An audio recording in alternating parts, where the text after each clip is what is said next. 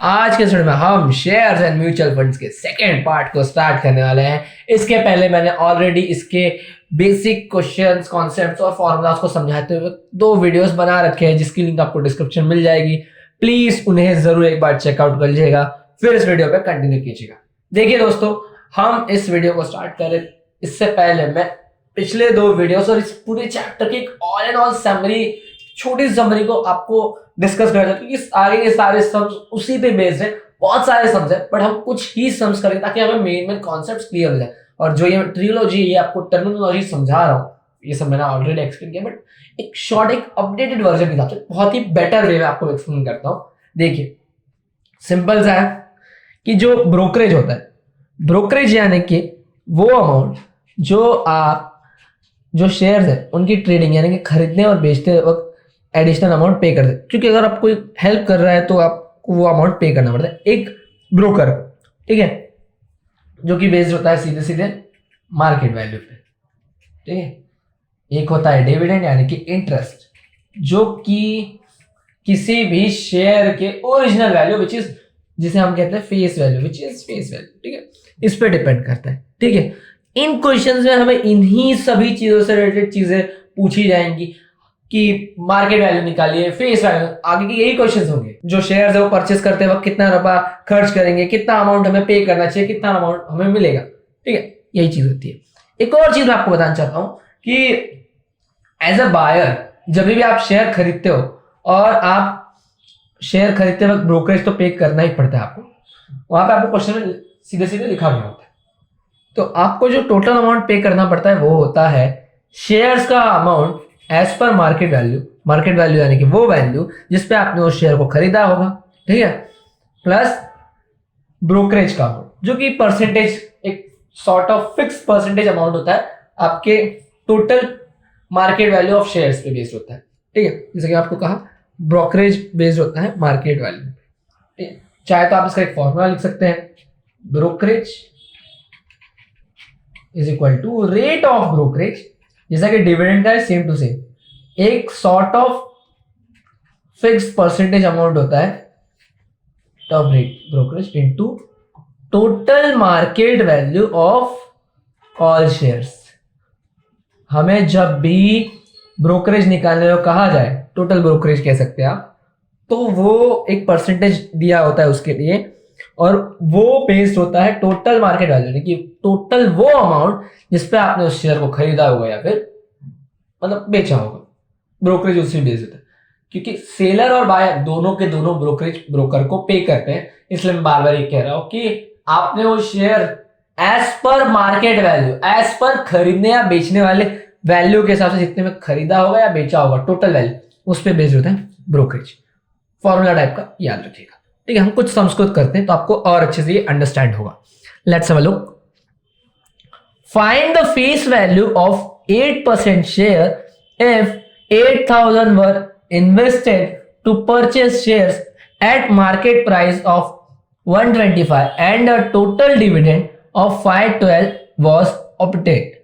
यहां पे सीधे सीधे हमें फेस वैल्यू यानी कि शेयर की ओरिजिनल वैल्यू पूछी गई है, जिसके लिए एक शेयर का मार्केट वैल्यू खरीदने और बेचने का अमाउंट था 125। सबसे पहले हम क्वेश्चन के डेटा को लिख लेते हैं। तो अब जो हमारा all and all total data है वो मैंने यहाँ पे लिख दिया है कि हमारे पास एक शेयर का मार्केट प्राइस यानी कि जिस अमाउंट पे उस शेयर को बेचा है, खरीदा जाने वाला है, वो है 125 रुपीज एक शेयर। हमें टोटल डिविडेंड, एक शेयर पे डिविडेंड नहीं, टोटल डिविडेंड यानी कि ऑल एंड ऑल इंटरेस्ट जो है उसका अमाउंट दिया गया है विच इज 512 रुपीज, और हमें रेट ऑफ डिविडेंड दिया गया है 8%। क्वेश्चन में लिखा गया था, डायरेक्ट नहीं लिखा गया है कि find the face value of 8% share if, ऐसा कुछ नहीं लिखा गया कि रेट ऑफ डिविडेंड समथिंग। ये जो परसेंटेज का अमाउंट जब बात की जाती है तो वो शेयर पे बेस्ड अगर कहा जाता है तो वो रेट ऑफ डिविडेंड होता है। हमें फेस वैल्यू निकालनी है। अब हमें द फेस वैल्यू दिया गया है और हमें कहा गया कि कोई इंसान है, कोई भी बिजनेसमैन है जो 8,000 रुपया इन्वेस्ट करता है इन शेयर्स। अब मैंने आपको बताया था कि जब भी हम लोग शेयर्स का ऐसा कोई भी क्वेश्चन करें जहां पे कोई भी वैल्यू फाइंड आउट करनी हो और हमें data according to our suitable things ना दिया गया हो, तो हमें सबसे पहला काम करना है कि हमें ये पता करना है कि टोटल नंबर ऑफ शेयर्स कितने हैं, खरीद रहे हैं, बेच रहे हैं, डिविडेंड मिल रहा है, कुछ भी, but total number of shares है कितना, मतलब कितने शेयर्स खरीदे जा रहे हैं, कितने शेयर्स बेचे जा रहे हैं, ऐसा कुछ नहीं पता ना मैं। तो उसका मैंने एक फॉर्मूला ऑलरेडी आपको दे रखा है, which is number of shares is equal to investment amount which is 8,000। Formula मैंने ऑलरेडी दिया है, इसलिए मैं लिख रही हूं, upon market value of one share of a share which is 125 rupees. ठीक है, हम इसे सॉल्व कर देते हैं। मैंने ऑलरेडी सॉल्व कर रखा था, तो मुझे पता है कि 64 आंसर आएगा। आप चाहे तो खुद भी सॉल्व कर सकते हैं। ठीक है, मेरे पास नंबर ऑफ शेयर्स हो गया। मेरे पास अब डिविडेंड है और मुझे निकालना है फेस वैल्यू। अब मैंने डिविडेंड की बात क्यों की, ध्यान से सुनिएगा। हमने अब तक जो भी सीखा, जो भी कॉन्सेप्ट्स अप्लाई किए हैं शेयर्स में, उसमें एक बात हमें पता चली है कि जो टोटल डिविडेंड है, या फिर सिर्फ डिविडेंड आप कह सकते हैं, उसका डिविडेंड का रिलेशन ही होता है फेस वैल्यू के साथ, या फिर कह सकते हैं वाइसा वर्सा। फेस वैल्यू और डिविडेंड, फेस वैल्यू का रिलेशन होता है डिविडेंड से, डिविडेंड का रिलेशन होता है फेस वैल्यू से, यानी कि यहाँ पे कुछ तो कनेक्शन हो सकता है। इसके पहले भी हमने ऐसे टाइप के क्वेश्चंस किए जहां पे हमें फेस वैल्यू नहीं पता थी, बट हमारे पास डिविडेंड था, तो हमने वहां से फेस वैल्यू की वैल्यू निकाल ली थी। ठीक है, मतलब शेयर का ओरिजिनल प्राइस निकाल लिया था। वहां पे हमने क्या किया था कि टोटल डिविडेंड का फॉर्मूला अप्लाई किया था, विच इज ऑलरेडी वहां पे मैंने लिखा था टोटल डिविडेंड। जैसे कि हमने पिछले वाले क्वेश्चन में ब्रोकरेज के लिए मैंने आपको ये फॉर्मूला दिया, इसके ऊपर वाला सेम चीज है यहाँ पे। Total dividend is equal to rate of dividend, short form में लिख रहा हूं, into total face value of all share. ठीक है, हमारे पास टोटल फेस वैल्यू क्या, एक शेयर की फेस वैल्यू नहीं है, तो टोटल फेस वैल्यू कहां से निकलेगी। तो इसके लिए हमने उस क्वेश्चन में किया था, ये एक नॉस्टैल्जिया है। आप चाहे तो वीडियो की लिंक डिस्क्रिप्शन आइए, ऐसे टाइप का सम है ऑलरेडी हमने किया, वहां से आप इसे लिंक करके वीडियो को पॉज करके नीचे जवाब दे सकते हैं। अगर जिन लोगों ने मेरा वीडियो देखा हो उन्हें पता है मैं किस ओर जा रहा हूँ। हमारे पास टोटल डिविडेंड है which is 512 rupees, rate of dividend है 8%। हमारे पास फेस वैल्यू नहीं है और हमें फेस वैल्यू ही पूछी गई थी शेयर की। ठीक है, हमारे पास है नंबर ऑफ शेयर्स। ठीक है, हमने पिछला एक क्वेश्चन किया था जिसके हिसाब से total total price of all shares अगर हमारे पास हमें निकालना हो, तो हम एक ट्रिक कर सकते हैं, प्राइस ऑफ वन शेयर या फिर price of face value of one share which is हमें पता नहीं, तो हमने उसे एक्स मान लेते हैं हम, into number of shares which is 64, जो हमने ऑलरेडी निकाला। आई नो थोड़ा सा ट्रिकी, थोड़ा सा कंफ्यूजिंग लगेगा, बट ये क्वेश्चन हम लोगों ने ऑलरेडी कर रखा है, उसकी लिंक डिस्क्रिप्शन मिल जाएगी, उसे एक बार जरूर चेकआउट कीजिए। अब x यानी कि face value of one share, तो मैं यहां पे लिख देता हूं ताकि आपको ज्यादा डाउट ना आए। Let face value of a share या फिर one share is equal to x rupees. ठीक है, तो x मतलब face value of one share. हम नॉर्मल सॉल्व करेंगे तो हमें आंसर मिलेगा x का 100 रुपीज। आप चाहे तो सॉल्व कर सकते हैं, 8 इंटू 64 जब हम करेंगे तो आंसर आएगा मेरा 512 रुपीज। 512 और 512 कैंसिल होके मुझे फाइनल आंसर मिलेगा 100। तो इसलिए face value of a share या फिर one share is equal to 100 rupees. इस तरह से क्वेश्चन सॉल्व होता है। आई होप कि आपको क्वेश्चन समझा होगा। अगर हाँ तो प्लीज इसी पे बेस कुछ और सम्स है जो आपको देता हूं, वो आप खुद से एक बार ट्राई कीजिएगा। देखिए, find the market value of 12% share if 6,400 were invested to purchase shares with face value of 100 rupees and total dividend of 480 was obtained. पिछले क्वेश्चन में जिस तरह से एक शेयर का फेस वैल्यू पूछा गया था, यहाँ पे उसके अपोजिट में फेस वैल्यू नहीं बल्कि मार्केट वैल्यू पूछा गया है एक शेयर का, जहां पे हमें इन्वेस्टेड अमाउंट दिया गया है, फेस वैल्यू दिया गया है और टोटल डिविडेंड दिया गया है। मैंने आपको ऑलरेडी बताया कि शेयर्स एंड म्यूचुअल फंड्स के क्वेश्चन में नंबर ऑफ शेयर्स अगर हमें पता हो तो हम क्वेश्चन के आंसर को बहुत ही सूटेबल और इजी तरीके से निकाल सकते हैं। ठीक है, तो नंबर ऑफ शेयर्स निकालने के हमारे पास दो तरीके हैं। एक है कि हम टोटल इन्वेस्टमेंट अमाउंट को मार्केट वैल्यू ऑफ शेयर्स से डिवाइड कर दे तो हमें आंसर मिल जाएगा नंबर ऑफ शेयर्स का। लेकिन हमारे पास एक शेयर का जो मार्केट वैल्यू है वो नहीं है, तो अब हमारे पास दूसरा रास्ता क्या बचता है? हमारे पास दूसरा रास्ता बचता है डिविडेंड वाला साइड यूज करने का। अब मैंने टोटल डिविडेंड का एक फॉर्मूला दिया था पिछले क्वेश्चन में, और उसके पिछले वाले वीडियो में हमने उस फॉर्मूला को एक तरह से यूज किया था, जो कि आपको मैं लिख देता हूँ। देखिए, हमारे पास टोटल डिविडेंड है, हमारे पास face value of a share है, तो हम टोटल डिविडेंड का फॉर्मूला लगा देते हैं। टोटल डिविडेंड का हमारे पास फॉर्मूला क्या है? बाय द वे हमारे पास रेट ऑफ डिविडेंड भी है, which is 12%। सॉरी, मैं लिखना भूल गया था। Rate of dividend